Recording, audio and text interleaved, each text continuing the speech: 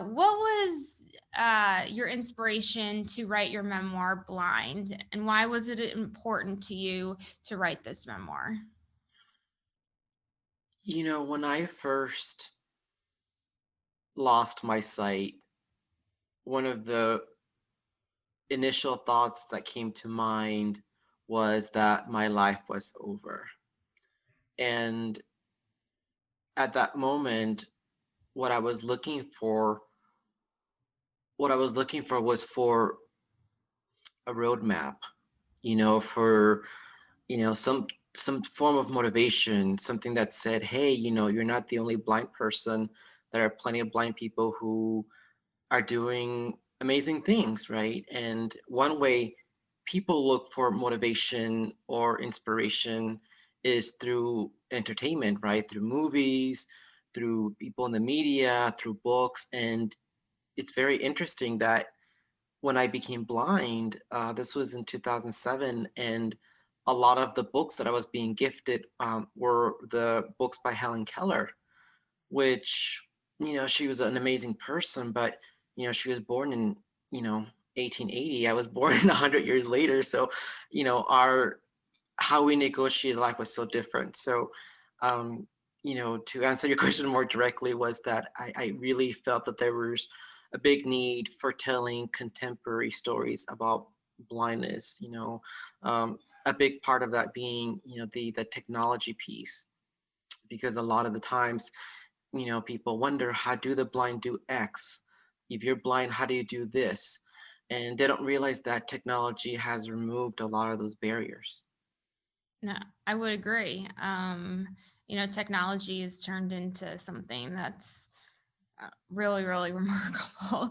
And if you think about it, you wonder, well, and regardless of whether you have a disability, whatever, I'm not just talking about differences, but you think about, well, what would I have done X number of years ago without having, X, Y, and Z, piece of technology. So yeah, for you guys especially, and those that have differences, technology has really helped. And no, your memoir is wonderful. So would you ever want your memoir to be turned into a book? Turned into a, sorry, would you ever want your memoir turned into a movie? Why or why not? I've actually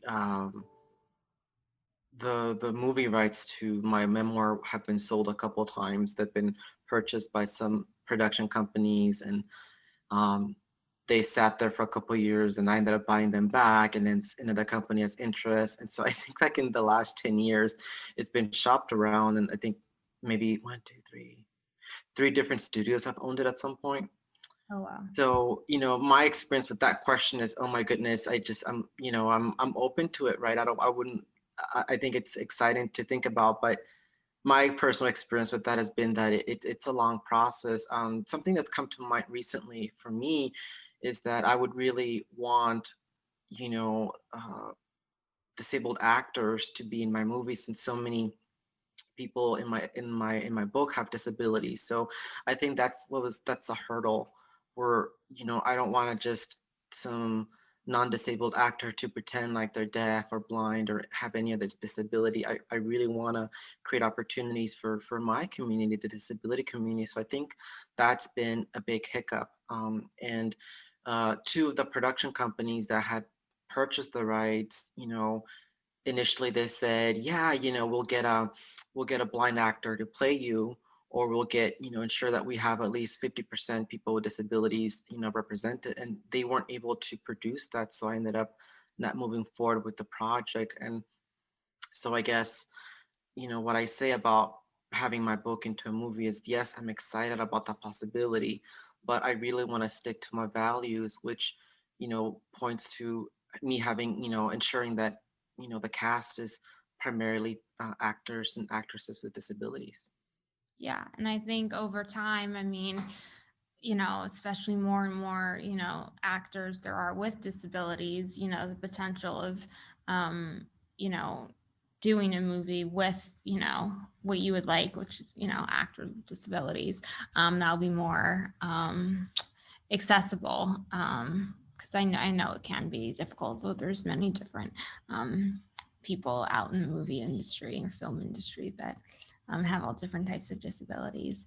So you have a service dog. Can you explain kind of what the process was like and when you got your first service dog? Sure. I got my first guide dog, Madge, in 2009, which was about a year and a half after I become blind. And so it was, quite it's definitely a lifestyle, to have a service dog, to work as a team with a service dog. It's a lifestyle, and I feel as though that it's a lifestyle that works for me really well. I think that doesn't work for everyone, but at least for me, it really serves as that, you know, um, almost like social connector. When I'm out in public, people will connect with my guide dog and then connect with me. And so my disability doesn't seem as intimidating to people, especially they're not, if they don't have, if they're not used to being around people with disabilities or specifically blind people. And so I think that for me, having a guide dog really, obviously the mobility part is amazing because I could move a lot quicker with a guide dog, but there's also that social component that really helps me, interact with folks out in public. Yeah, absolutely. And then what are some ways that your guide dog help, or sorry, any of your guide dogs, but that they help you aside from mobility? Like I said, they help with mobility. They help with, being like, a social, Right. conduit, No, but they also help, which is very surprising because, obviously when you get a guide dog, especially if you're blind, it's a big part of that is its mobility. But another layer to that is the companionship and, just having this beautiful being that's always looking out for you and showing you affection, all the time but is just an amazing gift. yeah, absolutely. So she's not a service dog, but I do have a dog. She's a mini golden doodle. Her name is Aw. Faye, but she'll be 2 in 2 weeks. But just to kind of validate your point, I mean, it's a definitely a lifestyle change. It's a lot of work. Obviously for you, it's a huge help. I mean, for me, I mean, of course it provides companionship and go outside. I don't even know if people want to see me if I think they want to see the dog. I mean, or they want to see, I'm saying that like figuratively. Obviously, it provides a lot of social opportunities and whatnot. But specifically to you, I think it's very unique because there's other people that are either vision impaired or legally blind, and I asked them about service dogs, and they don't want a service dog just because it's an added, responsibility, and they don't feel like they need it. And so, anyways, I think it's great you have the dog. Well, I must preface that, my second guide dog, Oslo, he just retired last week. Oh, So he was adopted by my sister. So he moved into her home. And right now, I have an application uh, for a third guide dog, but with the pandemic, everything's on hold now, right? And so I'm probably gonna go without a service dog for maybe up to a year, which is probably the longest period of time I've ever been without a dog. So it's definitely gonna be an adjustment for me. yeah. So why did Oslo retire? So I mean, I dogs, don't know what the process is like because obviously he's still around. So why couldn't you? Is it because he's getting older or? yeah, he got older. So most guide dogs retire somewhere between age 8 and 10. Oh, they do. So Okay, I don't know what it's like. Okay. yeah, and so just for you know, uh, you know, dogs age a lot faster than humans. So when they're about 9, 10 years old, they're a senior citizen in human years, right? And Right. so they start fatiguing. He started getting tired. He was getting older, and so it was just I could tell that it was time for him to move on to the next phase of his life, which is just enjoying time off. Right. Exactly. So right now you have a guide dog, but then you're in for an application for another one, but it's going to be like a year. Yeah, exactly. So yeah, no, so right now actually I don't have a Oh, guide you dog. don't. Oh, sorry. I thought it was coming. Okay, I thought you were getting rid of it, like coming up. Okay, so right now you don't. Okay, so Yeah, how? no, he retired last week. Oh, So last week you had mentioned that. I'm sorry. Okay, so then how are you managing without a guide dog? Do you I use actually had to go back to my roots, which for me that means using the white cane. So it's a good exercise. I didn't realize that I had lost some of that muscle. Even now when I'm using my white cane, I feel like my forearm gets sore. So I had, lost that ability to hold a cane for a long period of time. For right now, I'm very fortunate that I'm able to work from home and everything's all of my projects that I'm working on right now I could do remotely. And so it's a plus because I'm not having to be out and about. So it's a good time for me. If I was ever not gonna have a dog, this would be a good time where I'm, spending a lot of times just at home on the computer. Right. No, of course. Yeah. I mean, with the pandemic, it probably helps a lot. I mean, regardless that, even if you're in your apartment or your house, I mean, to get around, you obviously use the cane and whatnot, but it's definitely, an advantage from not having a guide dog, to be at home, more so and on the computer and whatnot. So, when were you made aware of the Americans with Disabilities Act, and how did the ADA, really like help you and give you that quote unquote sense of freedom to be in this new type of culture with other people with disabilities of all kinds? I first learned about the ADA when I was actually working for a bank in San Francisco. I was working for a bank, and we were having to make some adjustments for 508 compliance. And this is when I was sighted. So that was my first experience with the ADA. And of course, as a non disabled person, I just kind of looked at it as like, this is just the right thing to do, right? But when I became blind, I went to a rehabilitation center, and we actually had to take a class on advocacy and law and policy. And that's when I really dove deep into the policy, what it means, and look at it how I could, how it protects me really. And so, yeah, no, it was definitely not until I became disabled that I really dug deep into the ADA and read it and, you know, figured out how it applies to me. Yeah. And so, what do you think, if anything, needs to be updated or, advanced with the ADA or just even accessibility in general? I think, so I have my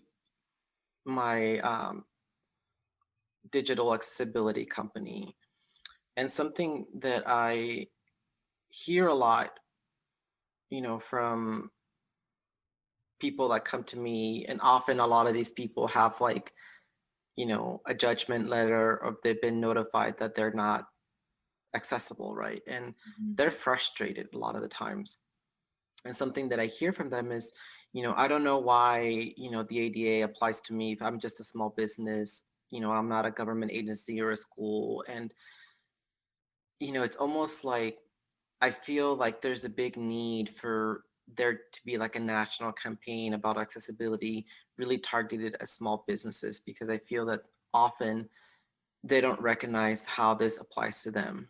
And when you look at, different lawsuits and issues that come up, a lot of them are involve small businesses. And so, I just wish there was more effort in creating awareness specifically within the small business community.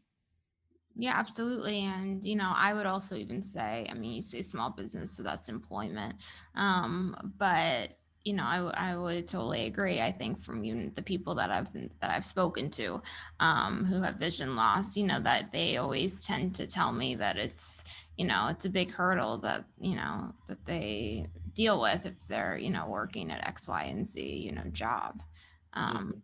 so All right, so you were named the national person for 100% Wine, which donates all profits of nonprofit organizations working to employ people with disabilities. How did you get involved with this company, and what is its vision? They're a company, an organization that's really um, all about providing support to agencies who already are doing good work. And so, specifically, agencies that help people with disabilities find work. And so, what 100% Wines does is 100% of profits go towards creating grants for these different organizations. And it's very simple, right? You buy the wine, and 100% of the profits will go to making sure that some agency that's already doing good work and getting people with disabilities hired would, get some of the funding. Yeah. No, I mean, I think it's great. There should be more things like that. Um, even if it's uh, even if it's virtual. I mean, I didn't do a virtual fundraiser this year for a different enable, but it is something that I've thought about moving forward. And I think, you know, um, giving proceeds away for anything is great charity work. Uh, so, you are passionate about raising awareness regarding the difficulties for individuals who do not have accessible technology, which is something we did talk a little bit about. Can you say a little bit about more of what you are doing, and if there's any organizations in particular that our community might help support? Sure. Well, I feel like there's just a lot of work still that needs to be done around digital accessibility. Mhm. Um, and more specifically, I feel that the disability community needs to get better at doing accessibility, just internally. Mhm. And what I mean by that is that often, I'll use my community as an example. Often many blind agencies don't make things accessible for people with other types of disabilities. Mhm. An example is, a lot of my friends who are deaf blind Mhm. Oh gosh. don't get what they need from, the different blindness organizations. Or, for example, a lot of blindness organizations don't use closed captioning on their videos so that people who are deaf can't hear it. I see that a lot within the disability community. They're really good at obviously supporting their specific um, demographic or community, but at large, they don't always make that investment. And so I've been to many, fundraising events for different organizations that focus on one goal and often run into access problems. So I feel that as a community, the uh, disability organizations need to get better about accessibility. Yeah, I agree. And so, talking a little bit more, so you are the founder of Oleb Books and Oleb Media. So what is your overall, vision for these two companies?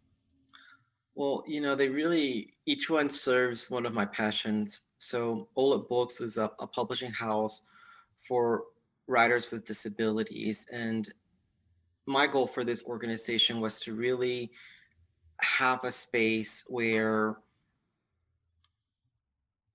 writers with disabilities could get their work published, because um, there's a big need to have outlets for people with disabilities. You know, um, I'll use myself as an example. As a gay man, um, when I wanted to get support with telling my story as a gay man, I got a fellowship from Lambda Literary, right? I've been able to apply to other organizations that support me as a Latino man, as a man of Portuguese descent, as a a guy from California. And so when it came to the disability piece of my identity, there wasn't that many organizations who were supporting writers with disabilities. And so the goal of Oleb Books is, through our blog and through our press, is really giving a platform or a stage for writers with disabilities. And that's something that I'm very passionate about. So that's Oleb Books. And with Oleb Media, it's the digital inclusion that I'm also very, very, very passionate about. And a lot of that is just my own experience, where I've been fired from jobs, I've been denied access to different venues and opportunities because the technology wasn't accessible. And so I made it my mission not just to make things accessible for myself, but teaching others how they could be digitally inclusive. Yeah, absolutely. And again, like this is all about exclusivity and, you're, advocating for accessibility. So everyone who is blind or has a disability or medical condition is able to, a certain degree, which is obviously something that my foundation preaches. So can you tell us about your first literary release, first coming of age stories by people with disabilities? Yes, and so first was a very special project to me, for me, because first of all, it took a long time to release. A lot of that was because the publishing houses kept changing their mind. I had one publisher who said, "Yeah, this sounds interesting," and then when they read the book, they said, "These stories are not inspirational enough." Hmm. Um, and when I asked what they means by that, is like they don't have a happy ending. And so I really felt that these stories were honest. As anybody with a disability knows, that there's good days and then there's bad days. It doesn't mean that we can't share both sides of the story. Hmm. And so first is really, this very honest and transparent accounts of people with disabilities going through different rites of passages. And I'm very happy that, our debut title took the gold medal at the Reader's Favorite Book Awards. And it just shows that, a good story is a good story. It doesn't matter who tells it. And something that I'm very, passionate about is that, when it comes to other minority groups, whenever they share their conflicts and problems and issues, it's okay, it's accepted. But when people with disabilities, share their concerns and issues, then a lot of writers with disabilities, including myself, we're told that it's not marketable. Hmm. So I'm very happy that, with First, I was able to prove several publishers that we can't just produce a quality book or tell quality stories, but we actually could win the gold medal. And actually, what's ironic is that we actually beat out some of the presses that didn't accept our work. Oh, wow. So, oh, wow. Yeah, no, it's difficult. And, I don't know, I can just say it's not easy, but, the more and more, we do our work, the better, society is going to be, towards every single person, regardless of what their difference is or, differences. Because yeah. So, you had mentioned that you're gay, but you're married to your husband, James, who also has partial sight. What have been the greatest advantages? And obviously, if you're willing to share, maybe a Yeah, few of the no, obstacles. yeah, no, James, we've been together for, gosh, 5 years now. And he's actually legally blind. He has a little bit of vision, but he's a cane user, and it's been. I just feel so blessed that I've been able to find somebody who I don't just love, but also happens to share a lot of the same experiences that I have as somebody who's blind. And I didn't plan it that way. Like I didn't wake up one day and said, "Oh, I'm gonna get a blind guy." I was not. Right. That wasn't the intention at all. I've actually dated, other blind guys, and it just things didn't work out. But I'm just very happy that it worked out with James because we don't just share a disability. We have a lot of the same taste in many things, and so it's not just about being with a blind person. It's about being with somebody who I really click with and who just happens to share my same disability. Yeah. No, I think it's really wonderful and it's special and unique. So what have you learned? And this isn't just based on, your marriage to James, but just about the LGBTQ community and having a disability. Have you found it to be harder to have quote unquote two differences? Or how have you seen it grow and improve over the years? I think that many LGBTQ organizations now are aware that there's needs to be more work. I live in Minneapolis, and everything that happened, in 2020 in regards to, George Floyd and, Black Lives Matter. I mean, there's so much work to be done within the LGBTQ community. And I think that the community is aware that there's just some growth that needs to happen and some policy changes and attitudes that need to shift in order for the community to move forward. But I feel that specifically as a blind man, there's still a lot of need for more education and awareness around digital accessibility. Often, and obviously this is all before the pandemic, so things, don't have any recent examples, but there's plenty of times where I called, a local gay club and said, I can't buy tickets to your drag show or your comedy night because your website's not accessible. And many times I was told, well, can't someone help you? Can't someone just do it for you?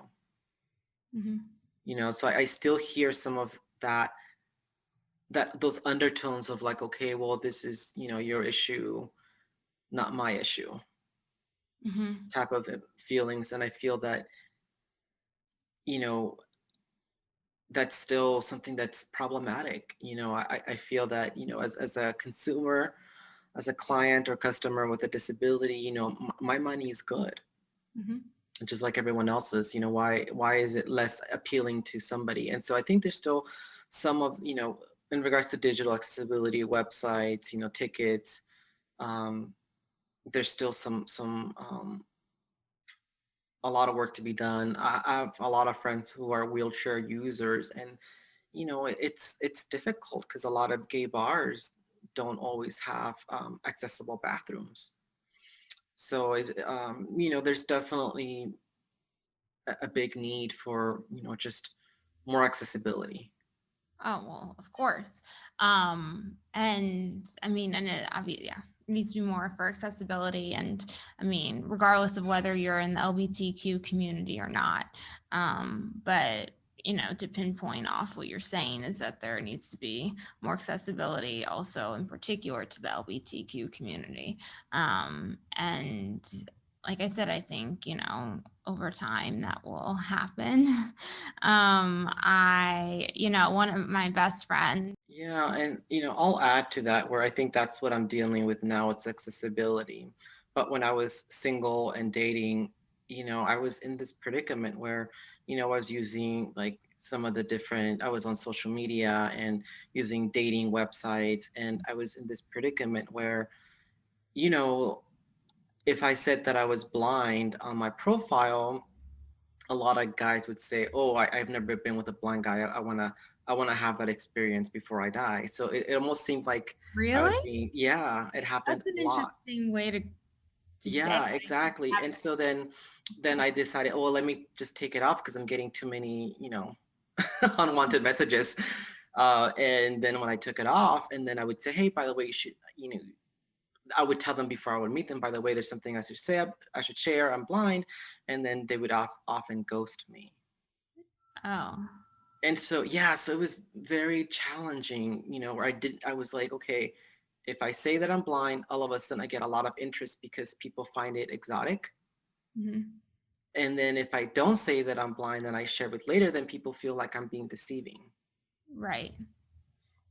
And that's not So it right. was challenging, yeah. And so that's something that, I used to have a column for the Bay Area Reporter, and I talked about that a lot, where it's like, it's I'm stuck in this corner where I don't know which way to go. I'm doomed either way. Hmm. And so and that's something that you know I find it that the LGBT community, even though there's been progress made, it's still a community that's very visual. Hmm. And so I think that as somebody who's not visual, there's some conflict. Absolutely. Um, yeah, absolutely. So you're quoted on saying that there is always something after the nothing. What do you mean by this, and what was the inspiration, for this quote or mantra, I should say? Sure.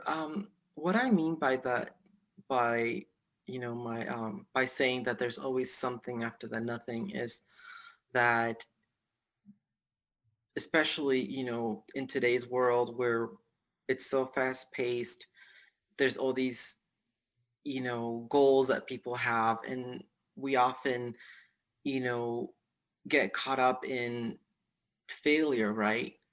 And there's that points to this place of nothing, right? So for instance, for many people, when they looked at me, they often say, oh, you know um, I could never imagine myself being blind. I couldn't do it. That's their point of nothing.